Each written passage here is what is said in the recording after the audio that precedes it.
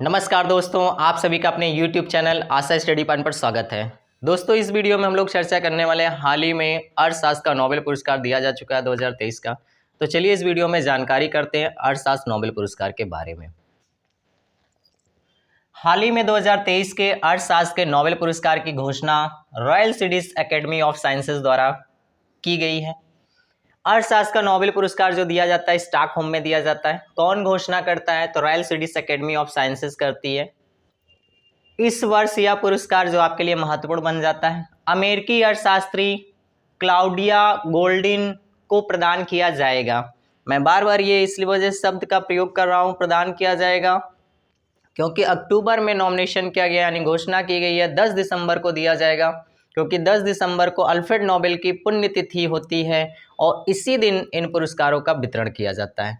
तो चलिए ये भी जानकारियाँ हम लोग चर्चा करेंगे जब हम नोबेल पुरस्कार का एक आपको लेक्चर बताएंगे तो नोबेल पुरस्कार की शुरुआत कैसे हुई है और उससे महत्वपूर्ण बनने वाली जानकारियों पर चर्चा करेंगे। अभी तो हम लोग इंडिविजुअल हर एक सेक्शन के बारे में चर्चा कर रहे हैं जो नोबेल पुरस्कार के 6 क्षेत्र हैं। दोस्तों, एक जानकारी और भी है, जब पहली बार नोबेल पुरस्कार यानी 1901 में शुरू किया गया था तब उसमें अर्थशास्त्र के नोबेल पुरस्कार का कोई भी प्रावधान नहीं था। नोबेल पुरस्कार में अर्थशास्त्र सबसे लास्ट वाला सेक्शन है जो जुड़ा है छठे क्षेत्र के रूप में, तो इसके बारे में भी जानकारी करते हैं। अब अर्थशास्त्री क्लाउडिया गोल्डिन के बारे में थोड़ी सी जानकारी करते हैं। यह पुरस्कार इन्हें क्यों दिया जा रहा है? उन्हें यह पुरस्कार श्रम बाजार यानी लेबर मार्केट में महिलाओं पर उनके शोध के लिए दिया जा रहा है। तो ये पॉइंट इंपॉर्टेंट बन जाता है, प्रश्न यहाँ से भी बार बार पूछता है कि इकोनॉमी के जो क्षेत्र हैं जो इनको अर्थशास्त्रियों को दिया जाता है उनका किस पर्टिकुलर शोध पर या किसके लिए दिया जाता है। तो ये पॉइंट भी आपका इंपॉर्टेंट बन जाता है, श्रम बाजार में महिलाओं पर उनके शोध के लिए दिया गया है। अन्य बिंदुओं के बारे में बात करते हैं। सेरिक्स रिक्स बैंक ने इस पुरस्कार की स्थापना, मैंने फिर कहा आपसे, 1968 में, और पहली बार यह पुरस्कार कब दिया गया? तो 1969 में। तो प्रश्न आपसे पूछा जाए इकोनॉमी की शुरुआत कब की गई या कब दिए गए, तो दोनों को अंतर समझिएगा, 1968 और 69 दोनों को समझें। स्थापना की बात करें तो 68 में है और पहली बार दिया कब गया? तो 69 में। तो ज़्यादातर प्रश्न में हमारे जब पूछा जाता है इकोनॉमी का पुरस्कार कब दिए गए तो 1969 को आप सही करते हैं।